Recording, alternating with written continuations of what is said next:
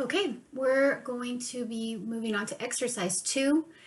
We want to open up the program that we created last time in exercise 1.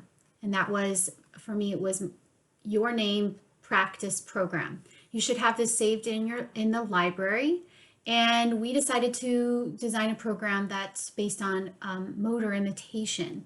And the last place we ended, we finished, or we didn't finish, but the place we left off was creating the measures and instructions. So if you can see over here in the simulation, we had created a key instruction here, which we decided to put the SD in as our key instruction. And we have one measure with and we used custom prompts as our instrument. So now I'm going to start a simulated session so we can look at what we're doing. So we have all 5 targets available right now, and we'll show you how to change that in the concurrency rules. But right now we're going to put in our mastery, or we're going to play with the opportunity outcome and put in our mastery. Okay, so if you remember, part of the target interface is something called the opportunity outcome. And to review, the opportunity outcome is what is the rules that indicate what this one opportunity, this one square, if it's a success or a failure. So in this case, we have a custom score, a custom prompt instrument here. And this, by default, the instrument, instruments, or it's the button to the far right, it's going to be 100% or 100. And because there's 2 other buttons, it's going to automatically distribute the scores across. So the middle one will be 50, and the far right will be 0. Now, if we want to change the opportunity outcome, let's say for this learner, they learn very slowly with imitation, so maybe we want to start out where partial prompts are a correct response. So I'm going to refresh the simulation. So now I can change, let's say I want to change my opportunity outcome to include partial prompts as a correct response. So then that means I would want to change the opportunity success criteria here. I can stay in I can stay in basic mode, but I can change it to 50%. Now, as you can see, when I changed it to 50, now the middle button is green, and it indicates that it's a correct response. This is the power of the opportunity outcome configuration. You can change what constitutes a correct response. All right, so we can change it back. And of course, you can use advanced rules, but for today's purposes, we're just going to be looking at basic. Okay, so now let's determine, so we've determined that the opportunity must be 100 to be a correct response. But now we need to determine what makes a successful session.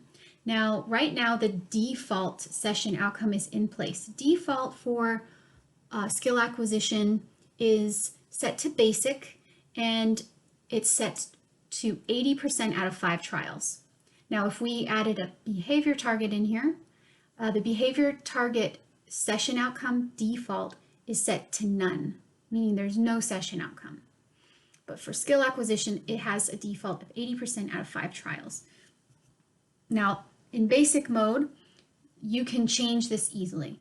You can change it to 1 trial. Maybe you just want an initial trial, so then you probably need to set it to 100%. And let's refresh that. So now you can see, now it's 1 trial. Or we can set it to 90% of 10 trials. And then we also have this checkbox here where you can require that the first trial must be correct in order for the session to be successful.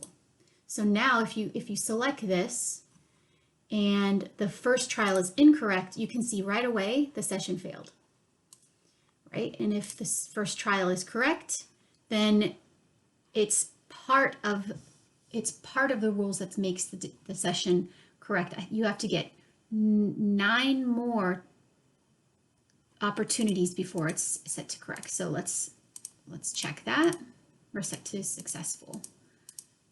So boom, now it's met session success criteria. And you can change these rules. Now let's say you need to do something a little fancier. So let's say you don't necessarily want to use the basic mode. You can use advanced rules, and you can add multiple rules in advanced mode. So let's just look at what a rule can do. So let's refresh our session so we can see what it looks like. Okay, so right now the rule says a session succeeds when performing at least one opportunity and all of the opportunities succeeds. So right now it's 100% of all opportunities. But let's say we want a session to succeed, which we can also change this, when it's between. So maybe we want them to do between 5 and 10 trials. Okay, so it's going to show a requirement of 5 trials, but it wants the data to only range between 5 and 10. And then let's say we, instead of all of the opportunities succeed, we can put at least 80% succeed.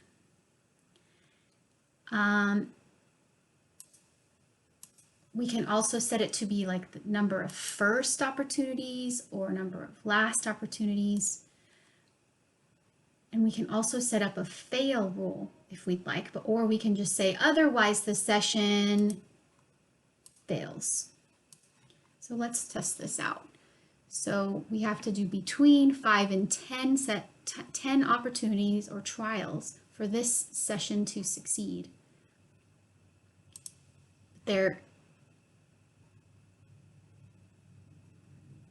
So right now it's failing because we haven't met that criteria. We haven't done 5. So once we hit 5 and the 80% success criteria, then we can see that the session is now a success. Okay, play around with these rules and test them out here in your simulation to kind of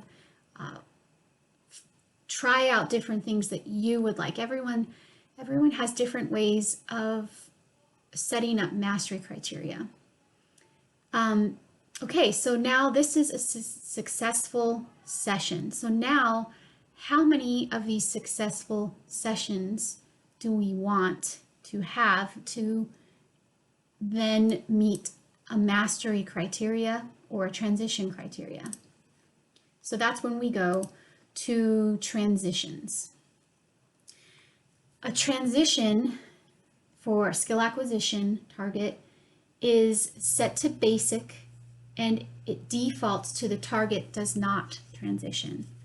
And when it's set to a target does not transition, this means that a target must be manually transitioned.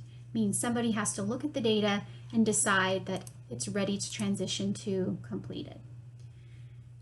And some people prefer the system to work that way. They want to be more involved in the decision making of mastery criteria.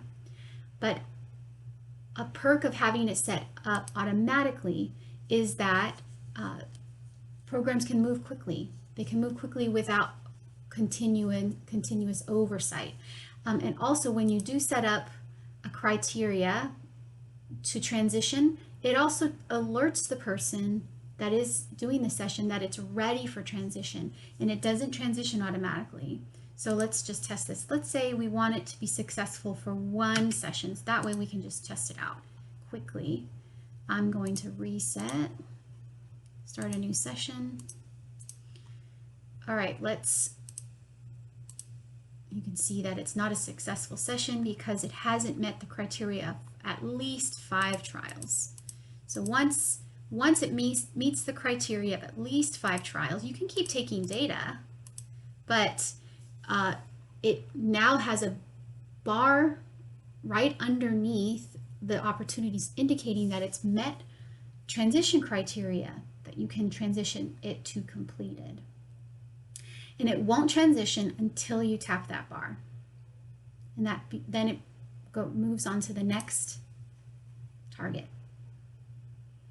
Okay, so again, play around with this. You can set up advanced rules, and we're going to do that in the next video when we set up advanced transition rules.